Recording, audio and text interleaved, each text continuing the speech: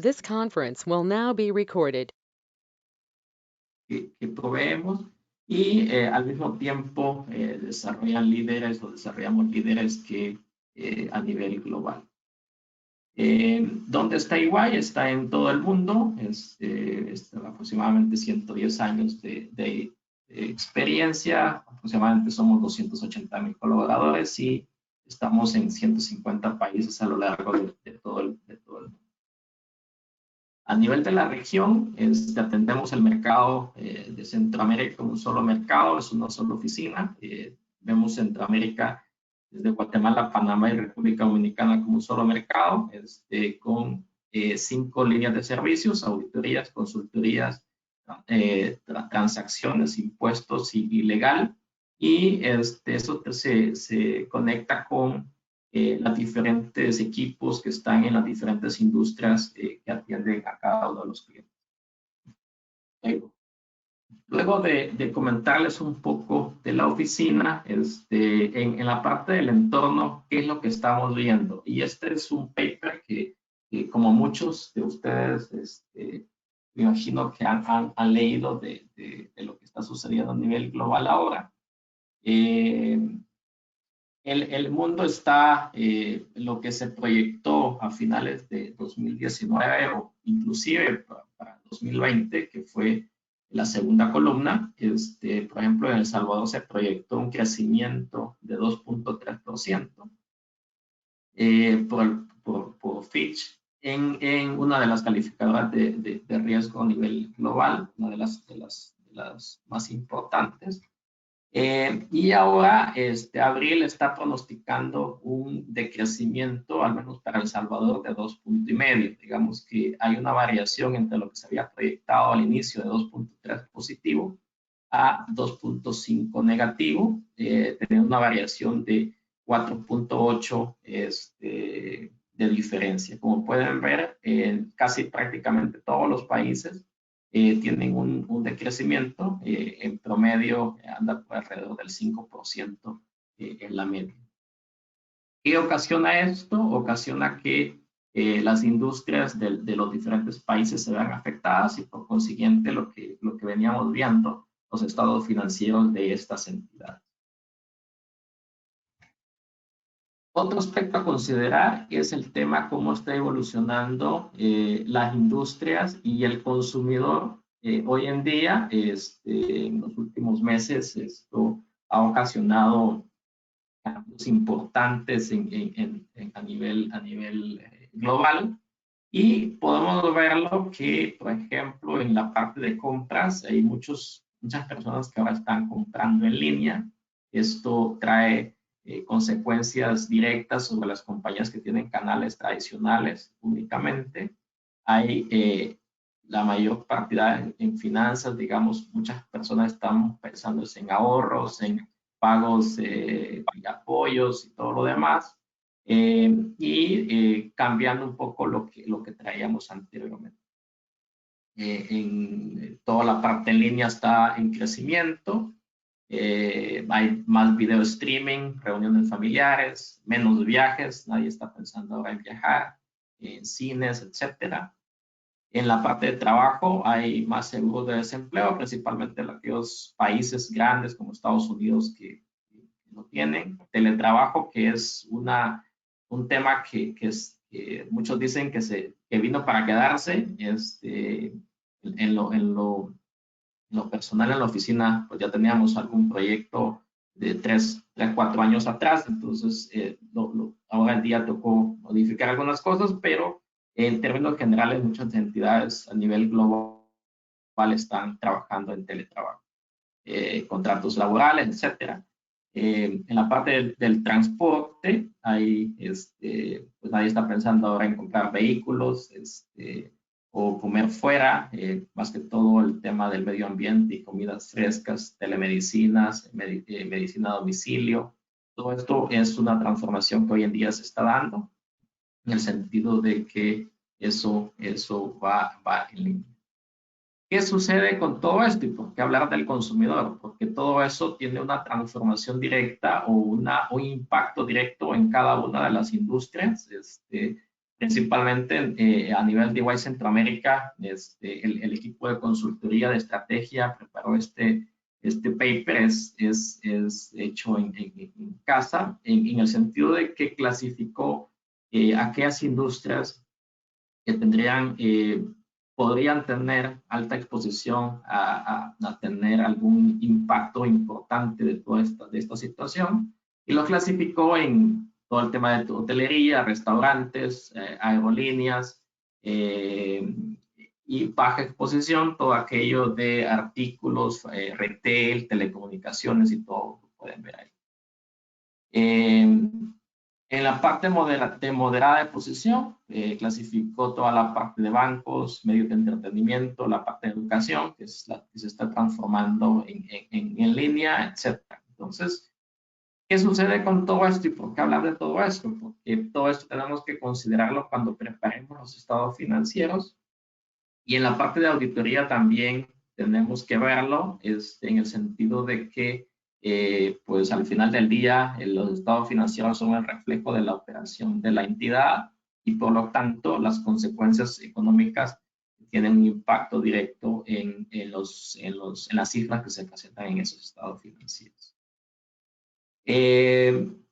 Ahora vamos a entrar en el tema principal. Después de ese preámbulo, vamos a ver un poco cómo esos impactos hay supuestos de que estos van a tener impactos directos en algunos rubros de los estados financieros, y es un poco lo que les trataré de explicar o comentar más a continuación. Uno de los temas importantes y que hoy en día ha tomado mucha relevancia, inclusive el GASB promulgó un cambio en los marcos conceptual y en los conceptos de IAS 1 para efectos de regularizar o regular un poco más el concepto de negocio en marcha. Y ¿por qué? Porque todos esos impactos que vimos anteriormente y que en día probablemente van a continuar, tienen impacto directo en la capacidad de la compañía para continuar como negocio en marcha. Como ustedes sabrán, IFRS lo que habla es que nosotros tenemos que tener la capacidad al momento de presentar o preparar los estados financieros, anticipar si la compañía en el lapso de 12 meses a partir de esa fecha tiene tiene los indicadores para continuar como negocio en marcha. En caso existiesen incertidumbres materiales que podrían generar dudas sobre la capacidad de la compañía para continuar como negocio en marcha, pues lo inicial, le clasifiqué el paper en qué a nivel contable debemos de ir haciendo. Lo primero es revelando el suceso, revelando la situación, considerando todas aquellas variables que puedo tener para yo preparar los estados financieros como negocio en marcha. Si finalmente no tengo esa capacidad, pues como ustedes saben, algunos principios que están en IFRS los puedo considerar, pero en algún momento podría tener la necesidad de clasificar o determinar los principios sobre una base de liquidación u otra. Entonces, esos principios, pues los activos y pasivos de las entidades se valoran de manera diferente, y cada uno ya no se aplican todos los principios que IFRS menciona. ¿Qué vamos a hacer o qué deberíamos de estar haciendo a nivel de auditoría ante esos escenarios? Uno es revisando todos esos presupuestos, que las proyecciones que tenga la entidad sean presupuestos aprobados, que haya una estrategia de crecimiento operativa. Las firmas de auditoría deberían, o los profesionales de auditoría deberían de completar algún paper relacionado con lo requerido por las normas internacionales de auditoría, que les permitan resumir los principales temas o asuntos que deberían de estar considerando para evaluar el principio de negocio en marcha continúa. Como ustedes saben, esto es un tema que debemos de incluirlo, al menos si estamos dando una opinión de auditoría bajo el guía 700. Es una consideración importante que agregamos en la opinión de auditoría. Entonces, es algo que debemos de estar evaluando continuamente y hasta la fecha de la opinión. ¿Qué otras cosas podemos hacer? Análisis de industria, donde opera el cliente, análisis de país o de región, porque seguramente los impactos que esto ocasiona como vimos anteriormente, no pega de la misma manera a todas las industrias, no pega directamente al mismo país o a la misma región, y probablemente la compañía o el grupo tenga alguna estructura financiera operativa que le permita en algún momento del tiempo que esta compañía requiera algún apoyo financiero, ya sea su casa matriz o otro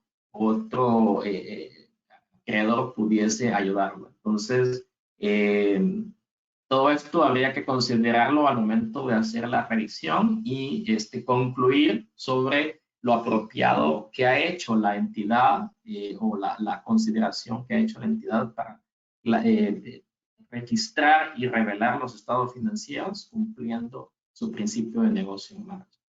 En caso esto no suceda, como ustedes saben, hoy por hoy las guías nos requieren evaluar el tipo de opinión de auditoría. Comienza con párrafos de énfasis hasta opinión calificada que podamos incluir en nuestra opinión de auditoría, producto si la compañía no ha preparado o no nos ha provisto el material adecuado en función del trabajo que nosotros hemos requerido para dar cumplimiento a considerar. Como tema de apoyo, podemos considerar todos los temas de industria, proyecciones, revistas, todo esto de las calificadoras, etcétera, que son papers muy buenos que terminan ayudándonos a cumplir.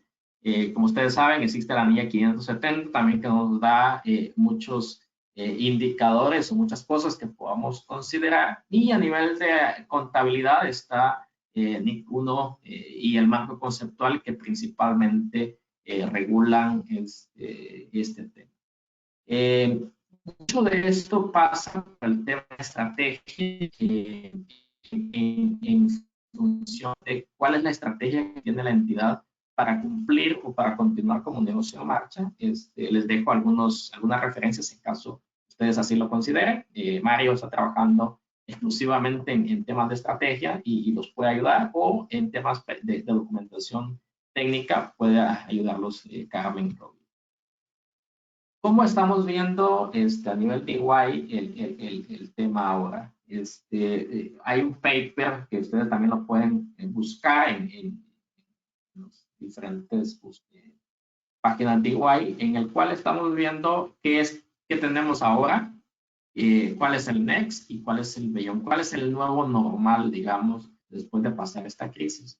¿Por qué considerar esto? Porque finalmente es un paper que nos puede ayudar a preparar ese tema de negocio en marcha y anticipar y ver qué es lo que la compañía está haciendo ahora. Muchas de las entidades están administrando el efectivo, es decir, viendo cómo alargan el tema de pagos y todo lo demás. Sin embargo, en todas las compañías debería de existir un equipo que está trabajando en todo el tema de reestructuración y levantamiento de capital, en el sentido de que les permita algún punto de inflexión en el cual pudieran regresar a ese nuevo normal. Nuevo normal puede ser más tecnología, más, etc. En términos de reinvención, pues el tema es qué es lo que viene de la entidad posteriormente. ¿Okay? Este es un gráfico que preparó Mario. Le pedí que me facilitara para compartirse a ustedes con la idea de una manera gráfica, que puedan tener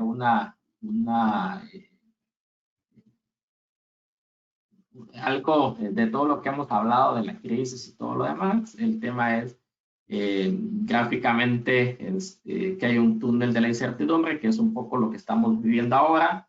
Y después existen dos caminos. Uno es o regresamos a un normal y a un trabajo con una entidad que está trabajando de manera virtual o con el nuevo escenario, o simplemente la compañía pueda llegar a desaparecer, y en eso es prácticamente lo que está asociado un poco como se podría entender lo de IFRS, es decir, pedirme que finalmente anticipe que esta compañía no va a caer en quiebra principalmente en los próximos 12 meses. Entonces, para considerar cuáles son los principios con los cuales debería de registrar esos estados financieros, y, como les decía anteriormente, puede ser cumpliendo con todos los principios de IFRS o cumpliendo con alguna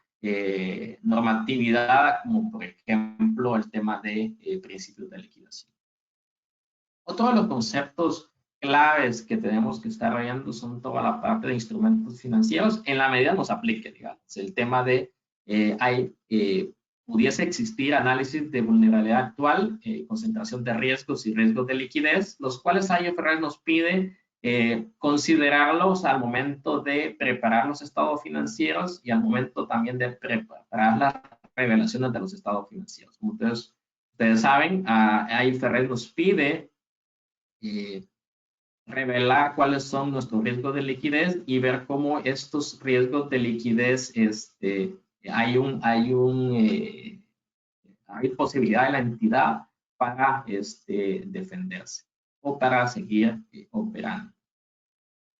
Otro es la clasificación de activos y evaluación de modelos de negocios, impactos de las ventas. ¿A qué nos referimos con esto? El tema es, recordemos que yo puedo tener activos principalmente con lo que tienen las principales compañías de América Latina, o compañías pequeñas o medianas, digamos, para decirlo así.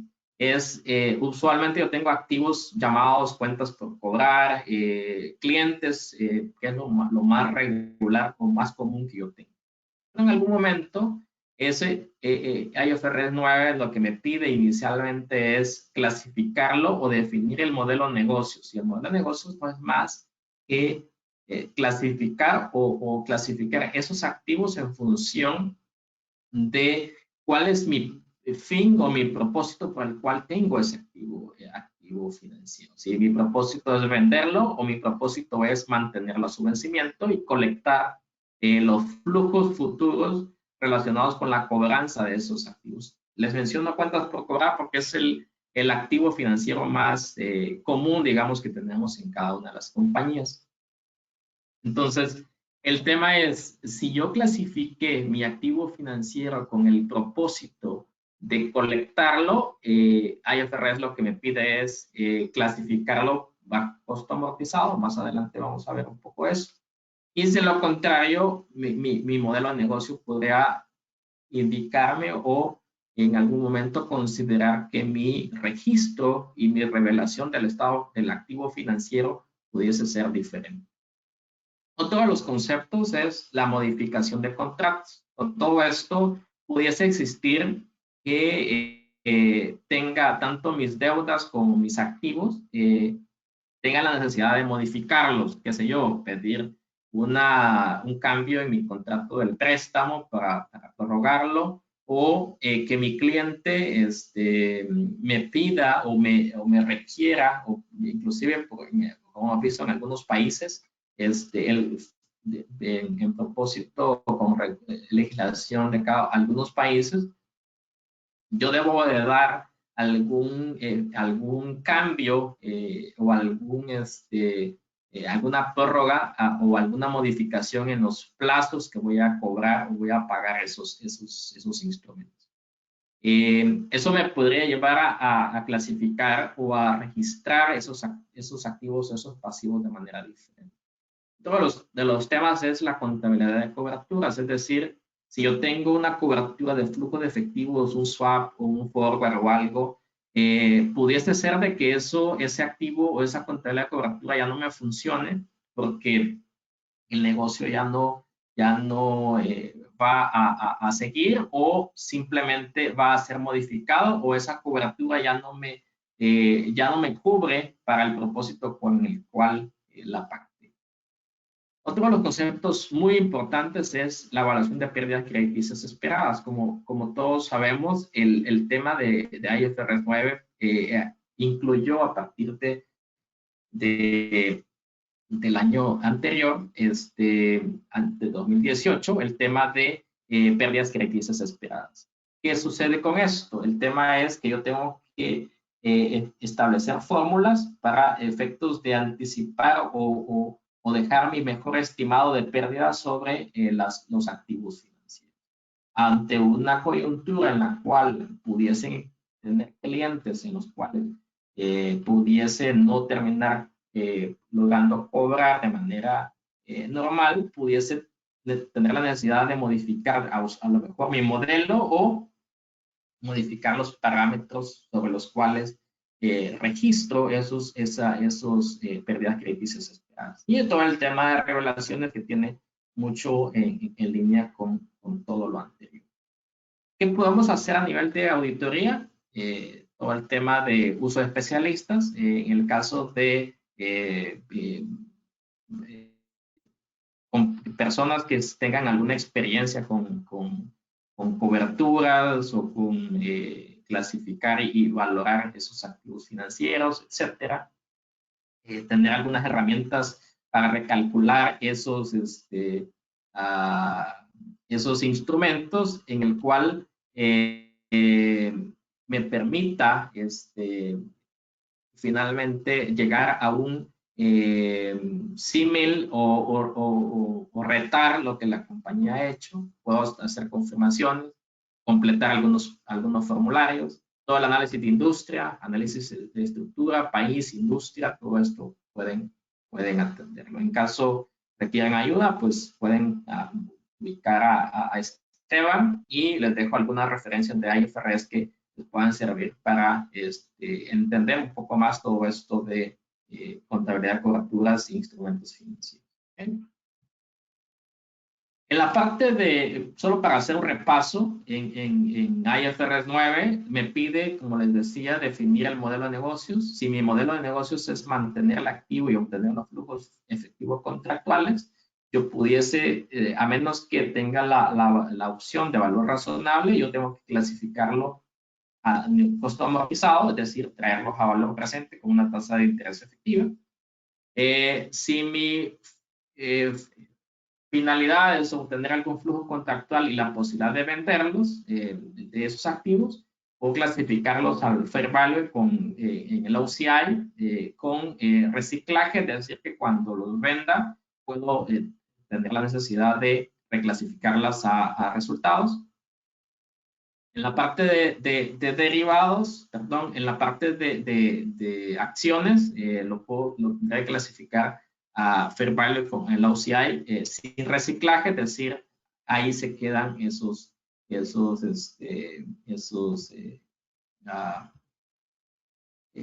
activos al momento inicial y de manera prospectiva. ¿Okay? Y si no, en la parte de derivados, que es lo que un poco les hablaba, de si tengo forward, futuro, etcétera, todos los clasifico a fair value con cambios en el estado de resultados. Es decir, todos los cambios en esos instrumentos van al estado de resultados en la parte de derivados. Algunos ejemplos que clasifico al costo amortizado, como les decía, son activos financieros, los préstamos, las cuentas por cobrar, que mi propósito es tenerlos hasta su vencimiento y colectarlos vía la cobranza de los mismos. En fair value con OCI, los cambios los registro en resultados y, perdón, en el OCI y cuando los vendo, los reconozco en resultados. Y en el caso de los derivados, todos los cambios van a pérdidas, ganancias o pérdidas y ganancias. Y lo último, lo que les comentaba, los cambios estos, todos van a patrimonio. ¿Okay? Otro de los conceptos fundamentales es la evaluación de deterioro de los activos de larga duración. Es algo completamente diferente a los instrumentos financieros porque en el fair value para determinar las pérdidas, los activos con pérdidas crediticias esperadas, yo ahí incluyo únicamente los activos financieros. En el caso de el deterioro de los activos de larga duración, incluyo en la UG, incluye todos aquellos activos que son diferentes a activos financieros, principalmente. Y inventarios y otras cosas que se valoran de manera diferente. Entonces, en el caso de los activos de larga duración, algunas cosas que debería de estar incluyendo a nivel contable son, sí, la industria donde yo me estoy moviendo, donde yo estoy preparando sus estados financieros, son industrias donde los precios de los productos están asociados a una bolsa de valores y esos precios van decayendo. Entonces, eso pudiese ser un indicador o el precio de los activos se reduce y yo clasifico, o yo determino el deterioro de los activos de larga duración sobre la base del valor justo. Otro de los temas es las variaciones en las tasas de interés. Como ustedes saben, las tasas de interés del sistema financiero y del mundo en general, en muchos de los casos va en aumento y eso pudiera tener un impacto importante en traer o determinar la tasa de descuento y a traer a valor presente los flujos futuros descontados. Otro de los temas importantes a considerar, cierre de plantas, en el sentido de que si yo tengo un cierre de plantas, el IFRS y IAS 36 lo que me pide es valorar ese activo o determinar el deterioro de ese activo en forma particular. Entonces, pudiese tener algún deterioro de un activo en particular y alocarlo en ese momento. Otro de los temas es si yo tengo menor demanda, pues como todos sabrán, la menor demanda trae de manera directa un menor EBITDA y al traer un menor EBITDA ya tengo un flujo de deuda, un flujo un flujo de contado menor y por lo tanto al compararlo con mi UG probablemente me pueda dar un deterioro. Como ustedes saben, yo tengo dos metodologías para registrar o para determinar el deterioro de los activos de larga duración. Puede ser el valor de uso o el valor justo. El valor de uso son todos los flujos proyectados traídos a valor presente en un plazo, la norma pide un plazo de 5 años con una perpetuidad y traerlo a valor presente con una tasa de descuento. Y un valor justo es que yo determino el valor razonable de esos activos al día de hoy y el mayor de los dos es el que ocupo para comparar con mi UG y mi UG son prácticamente todos los activos que están asociados a ese flujo proyectado.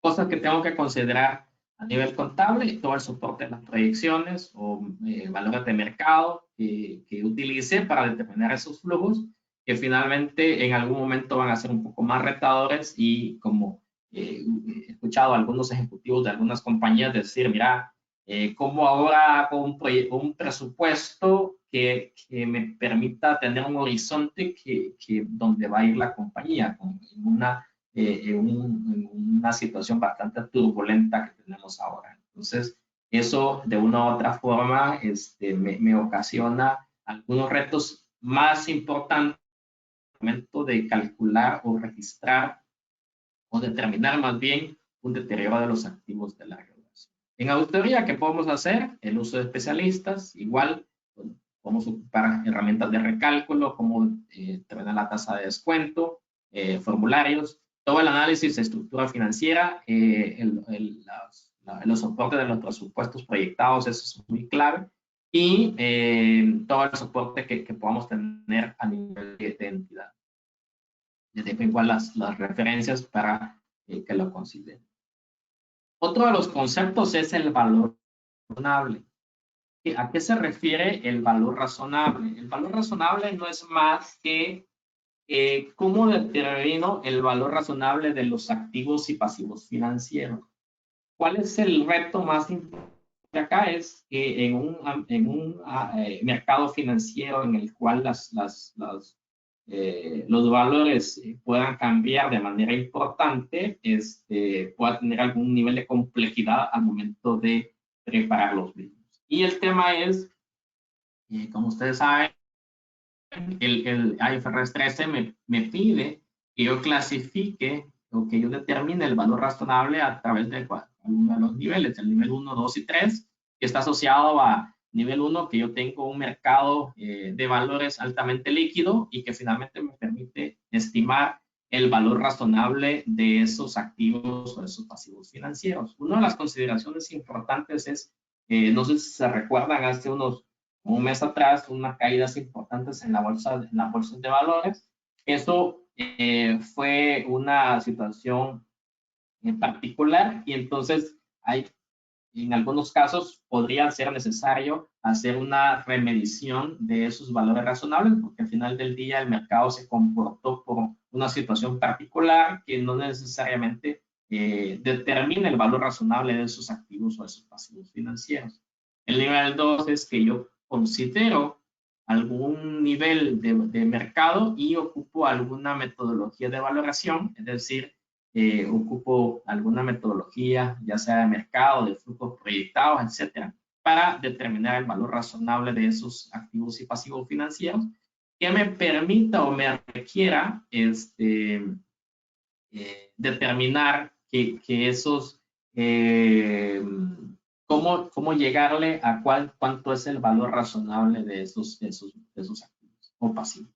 Y el nivel 3 es para todos aquellos activos que no tengan un mercado de valores, ocupo metodologías de valoración y que finalmente me permitan llegar a un valor que me pueda registrar en los estados financieros. Los retos son bastante altos, principalmente cuando yo tengo activos que se mueven en el mercado y que han tenido fluctuaciones importantes y yo quiero más o menos, más bien justificar un cambio en esos valores. Puedo hacer algunos soportes, herramientas tecnológicas, hay muchísimos sitios web que por suscripción que les permiten llegar o tener alguna información que les permitan retar la información que ocupó la compañía para determinar esos valores razonables. Uno de los componentes bastante complejos para determinar, aparte de los flujos y todo lo demás, que es algo más propio de la entidad, es determinar la tasa de descuento. Como ustedes saben, la tasa de descuento tiene algunos componentes que son volátiles y cambiantes en el tiempo, que es la beta, la calificación de riesgo, las tasas de financiamiento, los bonos de deuda soberana, que finalmente me pueden afectar o me influyen de manera directa para determinar cuál es mi tasa WACC, que es la tasa de descuento del costo de capital y que me permite traer a valor presente la valorización de los activos. Y en la parte de pasivos puedo ocupar algunas curvas de bonos de alta calidad, tasas observables de financiamiento que finalmente me permitan determinar la valorización de mi pasivo o de mi activo financiero. ¿Okay? Otro de los conceptos que se está viendo mucho hoy son las subvenciones gubernamentales, en el sentido de que algunos gobiernos están otorgando algunos beneficios a algunas entidades y con lo cual yo debería, en qué momento yo puedo registrar esas subvenciones. Recordémonos que las subvenciones se deben de llevar a resultados en la medida que yo utilizo el activo y hago uso del activo que me está subvencionado. Yo debería de registrar esa subvención en el momento que yo tenga la certeza de que esa subvención va a llegar. Tengo la seguridad de que esa subvención la vamos a tener. Entonces, en algún momento, todos los temas de registro y revelaciones son muy importantes para el registro de las subvenciones gubernamentales. ¿Okay? En la parte de impuesto de renta, esto es también otro tema que en muchos de los países se ha visto. Hay prórrogas del pago de impuestos, hay cambios en tasas, que finalmente eso me va a afectar en qué tasa voy a registrar mi impuesto corriente y mi impuesto diferido. Es decir, por ejemplo, en el diferido es cuáles son las tasas promulgadas que finalmente me van a afectar cómo voy a liquidar las diferencias temporales activas y pasivas y que finalmente me van a definir cuánto es el activo o pasivo por impuesto sobre la renta diferido en el tiempo. Pues ahí tendría que hacer alguna revisión de leyes, el uso de especialistas o gente de impuestos que conozca el país, eso es muy importante para efectos de registro y de revelaciones en los estados financieros. ¿Sí? Arrendamientos es otro tema. No sé si han escuchado, pero pues hay prórrogas. En muchos de los casos se habla de te dejo de cobrar algunas cuotas de arrendamientos o no me pagues estas 3, 4 cuotas, pero prórroga, se amplía el plazo de arrendamientos. Comentarles que el IASB ya tiene un paper de modificación a IFRS 16. Sabemos que IFRS 16 ha entrado en vigencia apenas el año anterior, pero hay un paper ya de modificación a IFRS 16 que considere estas variables.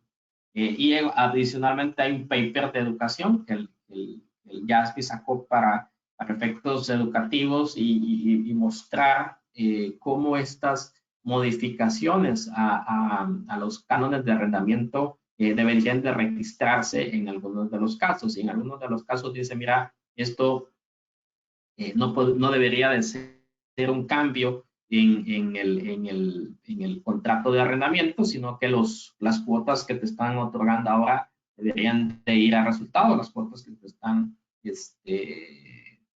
condonando en cierta medida. Entonces, pero ese paper todavía no está aprobado, se espera que se apruebe o se revise o se concluya en el corto plazo. Aquí mismo es usar especialistas, principalmente por todo el tema de la tasa de descuento, por todo el tema de los cambios en las cuotas de arrendamiento, cómo se tratan. Usualmente tendría que tener una herramienta en la medida que tenga varios cánones, cuotas de arrendamiento desde el punto de vista, principalmente desde el punto de vista de arrendatario, me debería de llevar a tener una herramienta que me permita controlar todos esos cambios. Otro de los conceptos que se está viendo ahora es todo el tema de reclamos de seguros, en el sentido de que muchas de las entidades tienen algunos seguros que finalmente les mitigan cualquier tema de continuidad de negocios. Entonces, ahí IAS 37 lo que pide es que los activos contingentes o los activos de esta clase se registren en el momento que yo estoy prácticamente seguro de que ese activo va a llegar a la entidad. De lo contrario, a lo mejor pudiese revelarlo, pero IAS 37 me da los parámetros para registrar ese activo financiero en el momento que yo tenga una prácticamente certeza de que ese activo financiero va a ser recuperado. Entonces, ahí debería de estar viendo los acuerdos, los contratos, el contrato del seguro, etcétera, que debería de ser algún parámetro para ver o alguna confirmación con la aseguradora, etcétera, que pudiera servir para registrar o revelar esos activos. Otro de los conceptos fundamentales que muchas de las compañías no le ponen mucha atención son las provisiones por contratos onerosos. Estos contratos onerosos, IAS 37 los define principalmente como aquellos contratos que tienen costos implícitos que finalmente me llevan a que son más costosos de realizar. Y uno de los conceptos, imaginémonos que yo tengo la obligatoriedad de entregar un producto a mi cliente en una fecha específica, pero por esta situación en particular me veo imposibilitado a lograrlo. O sea, no tengo materia prima, los temas principalmente estábamos viendo todo el tema de logística y de transporte, eso que de una u otra forma en algún momento me puede afectar la producción o la entrega de mi producto y que finalmente me obligue a mí a redimir un desembolso. Digamos, eso podría ser un ejemplo de un contrato o temas ambientales, etc. Otro de los conceptos fundamentales es el reconocimiento de ingresos. En la parte de reconocimiento de ingresos es el tema de IFRS 15, incluye algunas consideraciones que yo puedo reconocer como ingresos en el momento inicial. Una de las cosas es toda la parte de consideraciones variables, que es prácticamente los descuentos, toda la parte de primas o cuotas que puedo ganar de manera no anticipada, sino consideraciones por llegar a un monto determinado, etcétera. O simplemente modificaciones de contratos o de precios, digamos, en el sentido de que producto de esto, mi cliente me requiera que le dé descuentos adicionales o considere modificar el contrato que ya tengo pactados, a veces inclusive contratos a mediano o largo plazo. ¿Okay? Debería estar considerando algunos temas de revisión de contratos, soportes, herramientas tecnológicas y cosas por el estilo. ¿Qué otras consideraciones debo de estar indicando? Todos los hechos sucedidos después de la fecha de los estados financieros hasta la fecha de aprobación de los estados financieros. Que debo de considerarlo. IAS 10 me pide que algunas cosas pudiesen requerir ajustes a los estados financieros, es decir, todos aquellos estados financieros que hoy no han sido emitidos pudiesen tener, bueno, deberían de considerar todos las situaciones que conocemos hasta hoy y ver si algunas de esas cosas modifican las cifras al estado financiero de diciembre del año pasado, en caso si suceda. O, de lo contrario, al menos revelarlo en los estados financieros. Otro de los considerandos es el valor neto de realización de los inventarios, en el sentido de que esos inventarios pudiesen bajar de precio. O sea, digamos, si yo tengo inventario en la bodega, pero ahora para realizarlos tengo que reducir el precio de esos productos, pudiese ser de que el valor de realización pudiese ser menor que mi costo, entonces tuviese que ajustar esos inventarios. Recordemos que inventarios, yo lo clasifico o lo valoro de manera prospectiva al costo o valor neto de realización, el que sea menor de los dos. Entonces, pudiese tener alguna consideración de reducción de precios y la necesidad de ajustar mis inventarios que tengo en bodega. Otro de los conceptos es vidas útiles, de valor residual de propiedad, planta y equipo, activos intangibles, que pudiese tener la necesidad de revisarlos y que considerar en función de la situación actual. Bueno, les dejo las referencias de normatividad técnica que acá nada más les coloco algunas consideraciones en las cuales los equipos de auditoría les pueden ayudar en algún momento ustedes así lo consideren.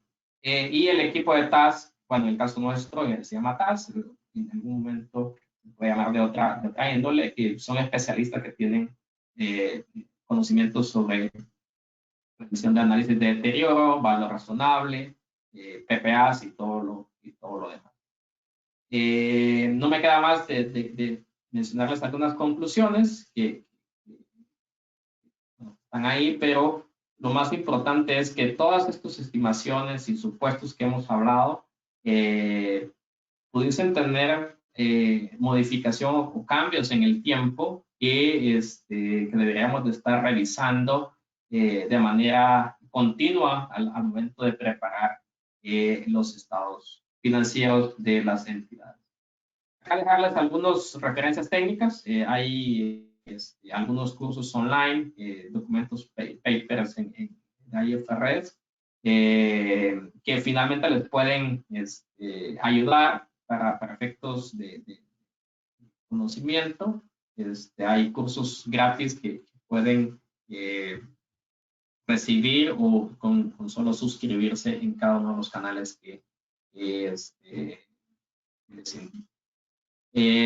Bueno, no me queda más que colocarles alguna limitación de responsabilidades, prácticamente apoyar al instituto y a todo el gremio para efectos de darles esta charla de manera informativa y que no tiene el propósito finalmente de hacer una asesoría, porque finalmente debe de verse cada uno de los temas de manera específica en cada una de las entidades.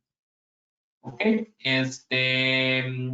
con esto creo que justamente tenemos los 50 minutos que me había dado René y todo el equipo del instituto y Germán para conversar con ustedes.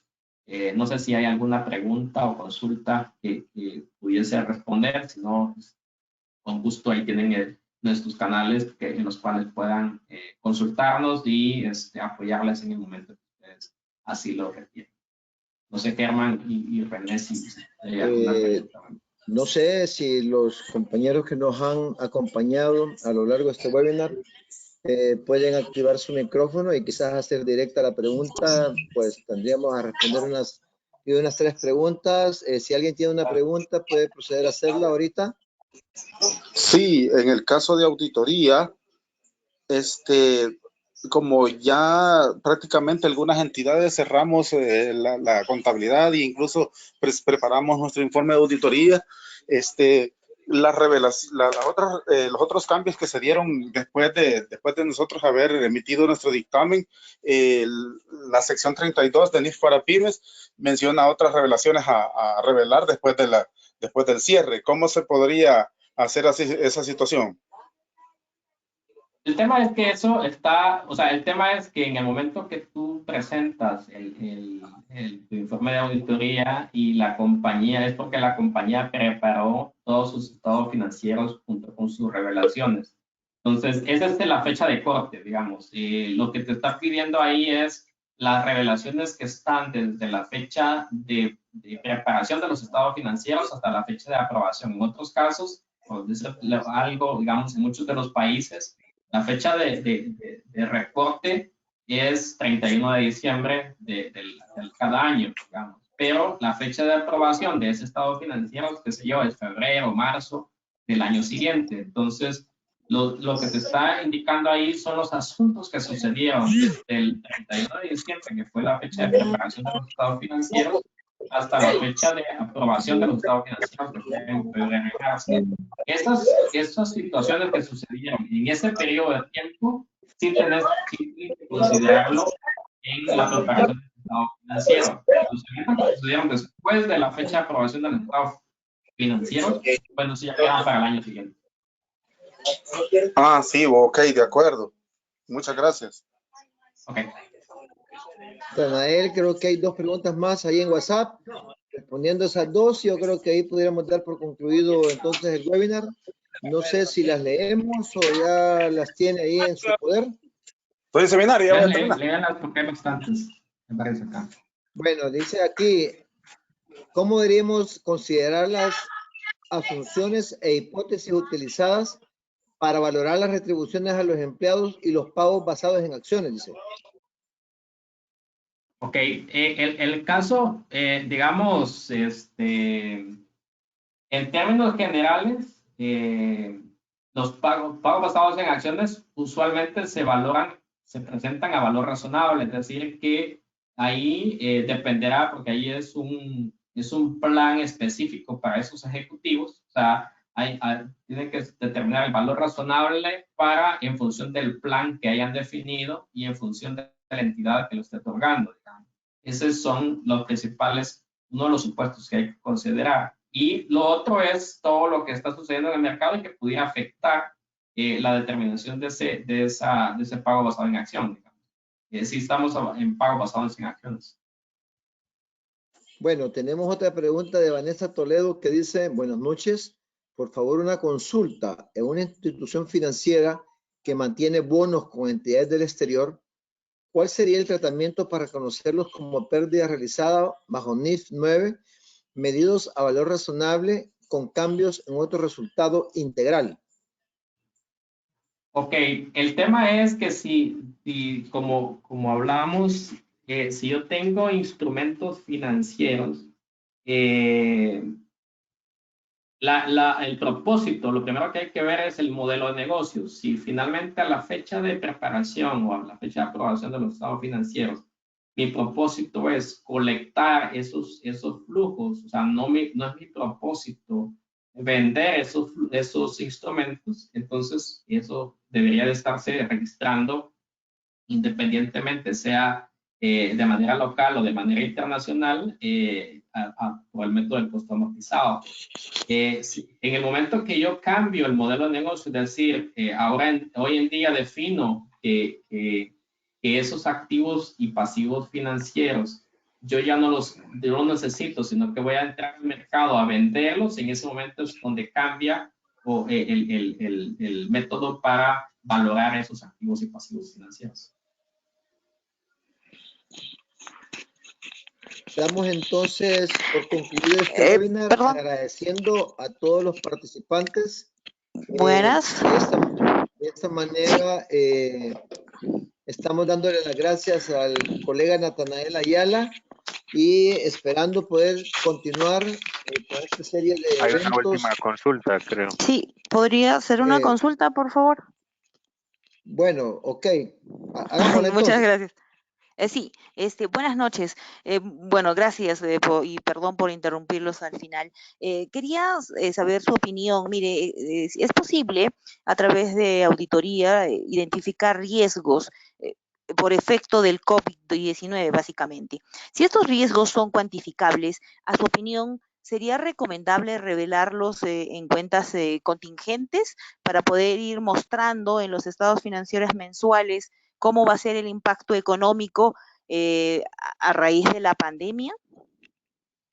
Ok, tal vez separar un poco, digamos. El tema es las revelaciones debería de estarlas preparando la administración y la auditoría revisarlas, digamos. Si el equipo de auditoría no está de acuerdo con esas revelaciones, bueno, dependerá de la magnitud de esas revelaciones que hagan falta, pues debería de estarlo considerando en su opinión de auditoría, porque en la opinión de auditoría también se habla de, a veces, hoy en día por NIA 700, de que el equipo de auditoría hizo una adecuada revisión de las revelaciones que está incluyendo la administración en la preparación de su estado financiero.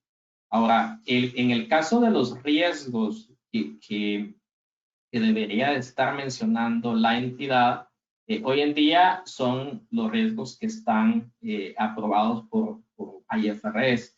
Ahora, si hay revelaciones adicionales o voluntarias que la administración quiera hacer adicionales a lo requerido por IFRS, lo puede hacer como otra información complementaria, solo que eso ya estaría fuera de las revelaciones requeridas por IFRS, y hay muchas entidades algunas entidades que he visto las preparan o las presentan en una sección separada, digamos, en el caso sean revelaciones adicionales requeridas por IFRS, pero de lo contrario, pues es lo que IFRS requiere en revelación de riesgos y todo lo demás, que pide riesgo de liquidez y todo lo demás que requiere. Muchas gracias. Bueno, entonces, Natanael, muchas gracias. Gracias a todos los participantes. Feliz noche. y vamos a continuar como instituto posteriormente con otros eventos en todo el mes de la concientización. Gracias a todos por haber participado. Tengan una feliz noche de parte de la Junta Directiva. Gracias, Natanael, muy fino. Feliz noche. No, muchas gracias. Muchas gracias. Espero haber su ayuda. Gracias.